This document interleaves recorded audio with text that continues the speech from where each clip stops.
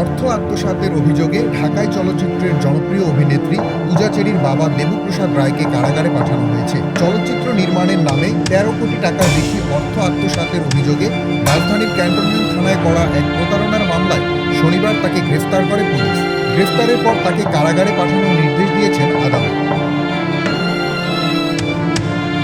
Cantonment থানার ভারপ্রাপ্ত কর্মকর্তা রাকিবুল হাসান বলেন, ১৩ কোটি টাকা প্রতারণার অভিযোগে দেবপ্রসাদ রায়ের বিরুদ্ধে মামলা করেছিলেন ভুক্তভোগী মিজানুর রহমান। মামলার এজাহার সূত্রে জানা যায়, চলচ্চিত্র প্রযোজনার কথা বলে ভুক্তভোগী ও তার বন্ধু মিজানুর রহমানের কাছ থেকে ২০১৯ সাল থেকে কয়েক দফায় টাকা নেন পূজা চেরির বাবা। এ পর্যন্ত মোট ১৩,২০,১০,২০০ টাকা ধার হিসেবে গ্রহণ করলেও অভিযুক্ত কোনো টাকা ফেরত দেননি। টাকা চাইলে উল্টো নানান ধরনের টালবাহানা ও হুমকির কথাও উল্লেখ করা হয় এছাড়া। পূজা চেরির পরিচিতি ও তার বাবার সাথে পূর্ব সম্পর্কের কারণেই ভরসা করে এত বড় অঙ্কের টাকা ধার দিয়েছিলেন বলে জানান মিজানুর।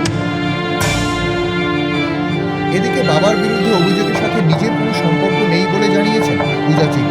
নিজের ভ্যারিফাইড ফেসবুক পেজে করা এক পোস্টে তিনি জানান, বাবার কোনো ধরনের ব্যবসায়িক কার্যক্রম ও আর্থিক লেনদেনের সাথে তার বিন্দুমাত্র সম্পর্ক নেই। এমনকি তিনি বর্তমানে কোনো প্রোডাকশন হাউস বা প্রযোজনা প্রতিষ্ঠানের মালিকানার সঙ্গে যুক্ত নন।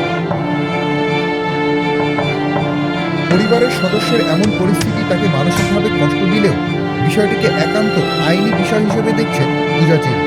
এ ব্যাপারে বিজ্ঞ আদালতের সিদ্ধান্তের জন্য অপেক্ষা করবেন আলোচিত এই অভিনেত্রী।